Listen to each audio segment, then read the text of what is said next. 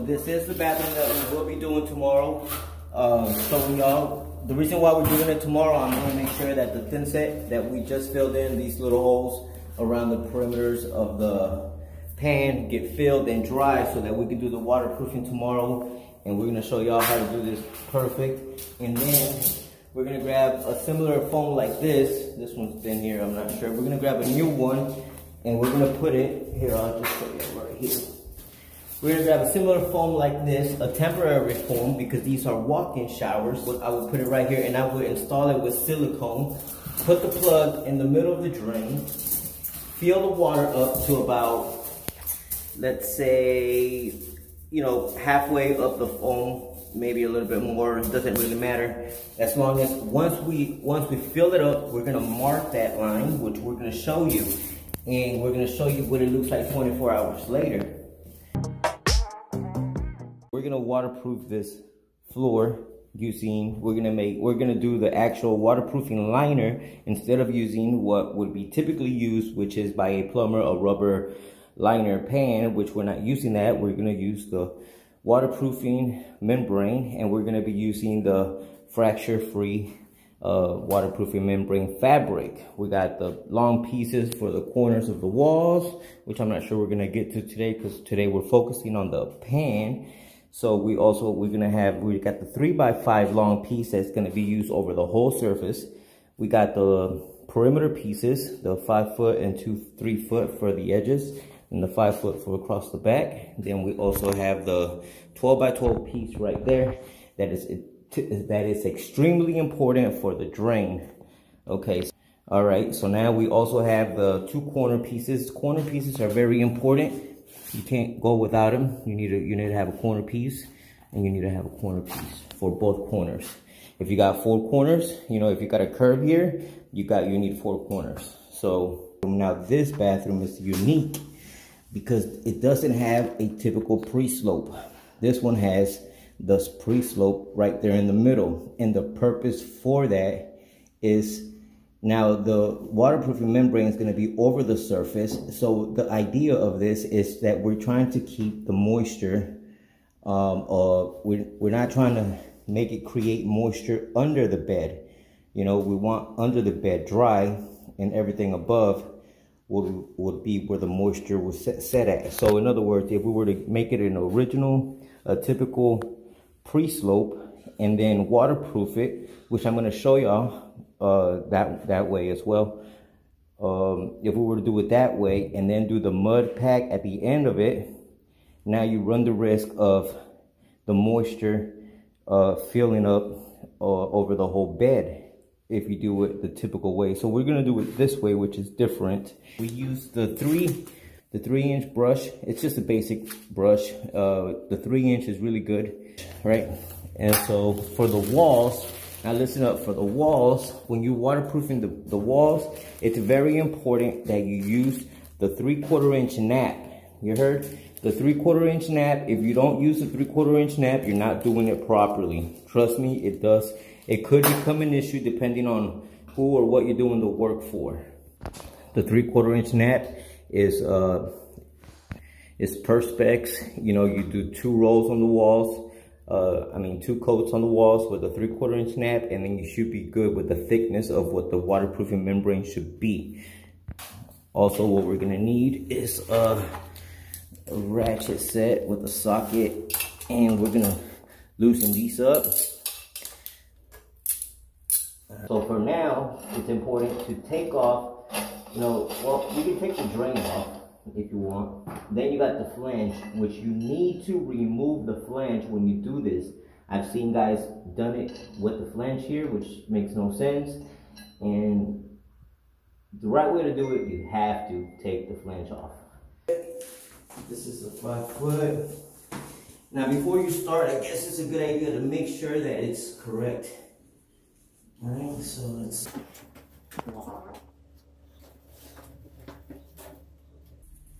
Alright, so all the pieces look like they're the right size. They stay within where we need it. We don't have a big old gap like this, you know. We're not missing a big old gap. We're pretty close to it from side to side. It's okay that you have a 1/4 inch gap on each side, that's fine. because the corners will make up for it. Now that we know the pieces are in place, that they fit to size, we'll go ahead and move them out of the way.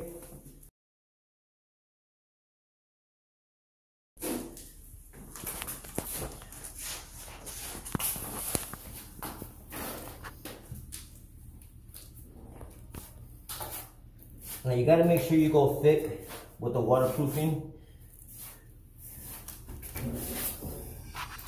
Now remember that we filled this in so that I didn't have any gaps. It's not necessary, but it's safer to keep the Redgard from puncturing, because after this is waterproof and hard, this becomes hard and you can easily poke at it.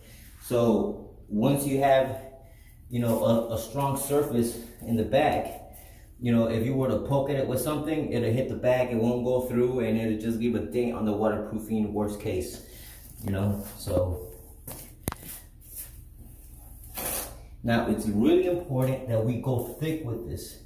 Now why we gotta go thick? Because there's a certain thickness that we need to meet in order for this waterproofing membrane to be properly installed. Also,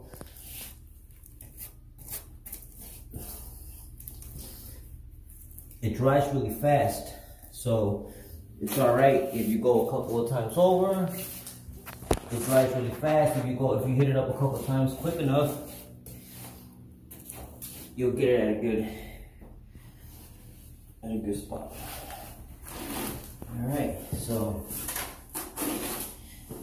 now would be nice if I can fold this and have kind of give it a crease. Don't gotta be a super crease, just to help you put it where it needs to be, you know. All right, so now we've got the crease going. Hit it up right in the corner.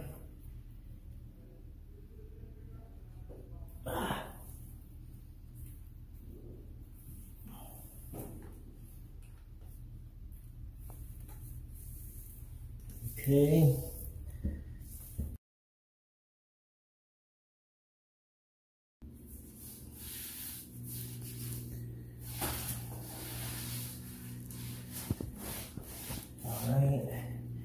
Now, it is very important when you're doing this waterproofing pans that you make sure that these corners are pushed all the way in.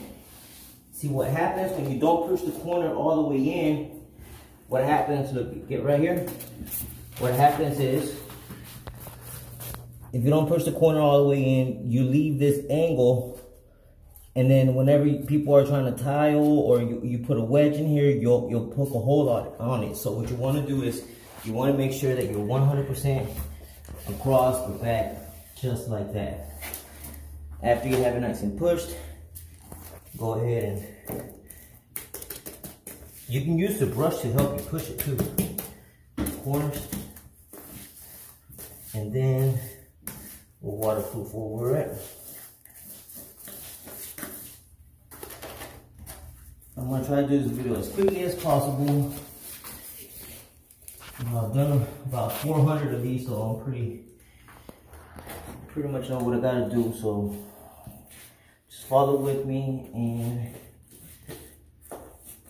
figure it out as we go along. All right. So basically, what I'm doing, I'm making sure that it's all nice and thick.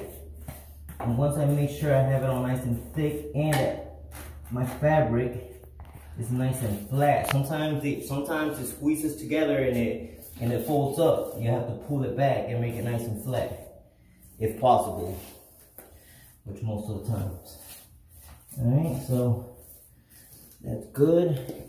Now that I have it in there, all my corners are in. All my corners pushed in. And this is nice and thick. I don't think I need to really go any further right now. At the end, I can always come back. Now, what you don't want to do is leave little Redgards laying around like that, because it will dry and it will leave a little lump. All right, so now we're going to do this wall over here.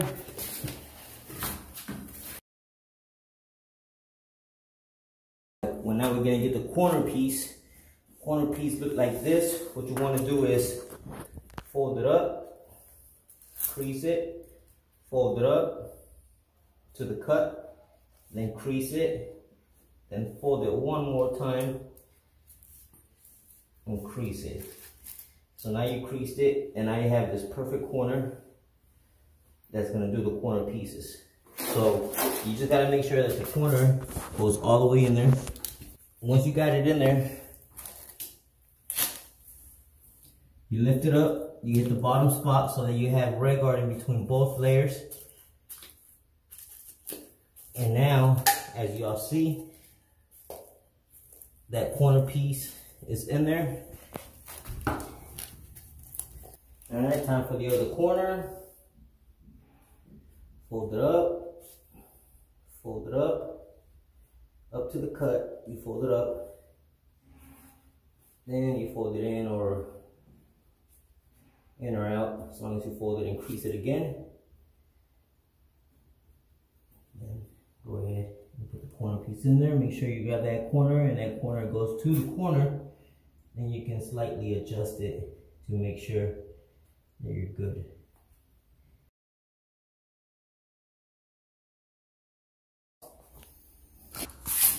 Alright, so we're using the 12x12 fabric, anti-fabric, and this is the flange. Now you can do this two different ways. Now I have multiple showers here, so I decided to find a fast way, which is get all the 12x12 pieces, set it in the middle, cut these holes from the flange. Or if you don't have the flange or you don't want to use the flange, you set this over the top and you find the screws and you do a quick slit on the fabric, then slide the fabric through. But I'm gonna show you the best way to do it, which is right here. All right, you center this as you would there, the fabric, right? And then you know that all your holes right here are where they should be. So you grab a knife, you go from one side to the other. You don't move the flange. You go from one side to the other. You go from one side to the other. Same thing on the last one. All right. So once you got that, you want to make sure that it's nice and cut. Right. They all look good, perfect. Now, very important. All right. So I'm gonna keep a 1/4 inch away. I have to do these relief cuts. These are relief cuts that I have to do because of the angle there, the paper folds, so I need to do relief cuts. Now these relief cuts, you need to leave about a good 1/4 inch and cut back. Good 1/4 inch and cut back. Good 1/4 inch and cut back. Good 1/4 inch and cut back. Good 1/4 inch, cut back, same thing, 1/4 inch, back, same thing right here, back, and this last one, back. See what I mean? All right, now that I got all that ready, let's go check it out. We'll come over here. Now, I can either slide the screws through it, or I can take the screws off like I'm going to right now. The reason why I'm taking the screws off, just so that this is a little tighter, you know, say it's a little tighter, put the screws in here.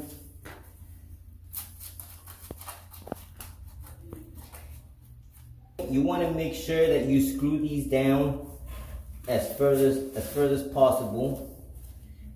That way you don't get Redgard on the bolt. Now that you have all the screws in and you have the felt the way you want it, you want to fold each end inside. Right? Then you want to put something on it to hold it. Don't matter what it is. Piece of tile. Right now I have the drain right there. Perfect. This is the most important part out of this whole waterproofing process, because between the drain and the mud is where the most problems happen. Right here, I'll show you. Right between that's where a lot of this water tends to leak, between the rim and the mud. That's where a lot of the problems really happen, besides, you know, any punctures or whatever. But this is the most important part of the whole thing. Trust me, if this is not correctly done, it would fail. Everything else can look pretty. All the water is going to drain through here and not going down the drain. This is the best part. All right, so what you want to do is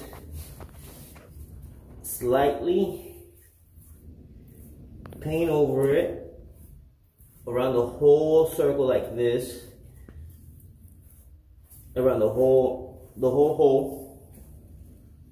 Go around the whole circle, go around the whole hole right there. You want to paint it just like that. This is basically what we're doing. It's just one layer right now. Just one quick layer, just so that we know we have some waterproofing going all the way around, right? All right. So now you take whatever you got holding the fabric out the way, and then you open up this little, you open fracture free. And what you want to do is stretch it. Stretch it within here. And now, very important, you see this? I'm pressing this down. This is why I was wetting the rim, because this part needs to bond with the fracture free fabric, this part.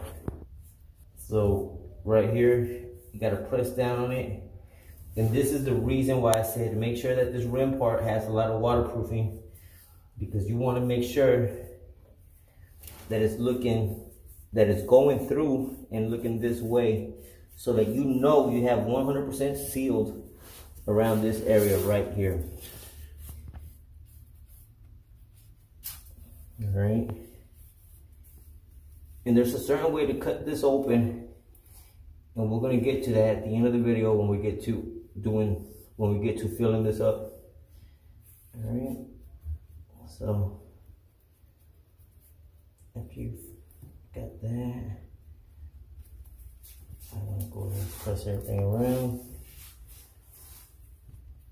But as you see, this whole rim area I got nice and taken care of. And that's what I want to see right there. That means that you actually know what you're doing, that you're trying to make sure that the water won't leak either out or in, because the water could leak in. You know, if you decide to plug the water, like we're going to do the flood test, we're going to plug the hole, water could go back through there. But nice and, now that we have it nice and tight, waterproof is perfect. It won't go through, especially when it's dry, obviously. Only when it's dry. There. I'm trying not to get the screws too dirty. If you get the screws with Redgard, they're easy to clean, not really a big problem.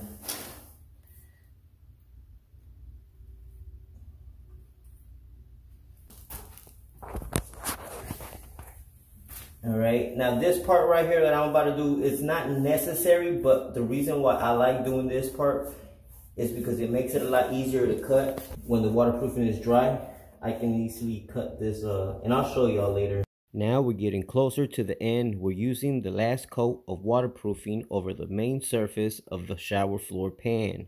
We're getting ready to install the last sheet of the fracture-free fabric. Now that we got the waterproofing, we go ahead and stretch the fabric across the surface of the shower floor, and we make sure that it's nice and stretched, making sure that the fabric doesn't overlap or create any kind of bubbles. If so, we stretch them out. Once it's all ready, we get ready to apply the last coat of Redgard over the surface of the shower floor fracture-free fabric. Consistency is important. We want to make sure that the Redgard does go through the fabric, it seeks through, and it bonds all together. Now remember, we have the perimeter, we have the corners, we have the main surface of the pan as we're doing now, and we also have the fracture free in the main drain area, all going to integrate with itself, which creating the perfect waterproofing shower floor liner. As y'all can see, the circle is right there, and what you want to do next, when you cut this out, you don't want to do slashes. You got to keep in about about 2.5 inches or 3 inches all the way around the perimeter evenly around the perimeter. You leave about 2 inches to 3 inches around the perimeter evenly. All right. When you get to this part, then you might have to stretch it a little bit. All right. So there you go. I just cut out the middle. I left about 2 inches all the way around the perimeter. Not perfect, not needed. And now that we got that done, here we go. We cut these slices all the way around. All right.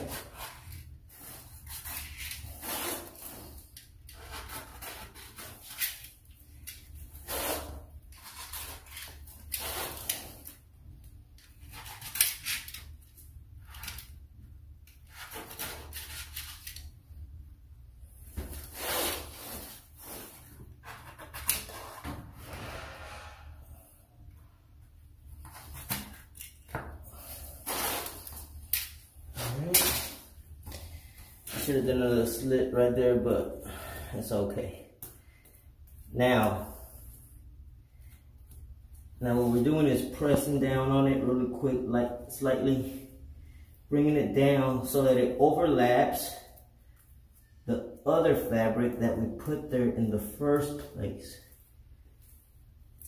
So now, as you see, as you can imagine, the first felt's right there, and then this second felt comes over the top going this way. So when the water comes through, it's going over the top, you know, and it's going all the way down. So this is the proper way of doing it. It's the right way of doing it. Now this is the final one. This is the one that you really want to be the final thickness. Nice and perfect.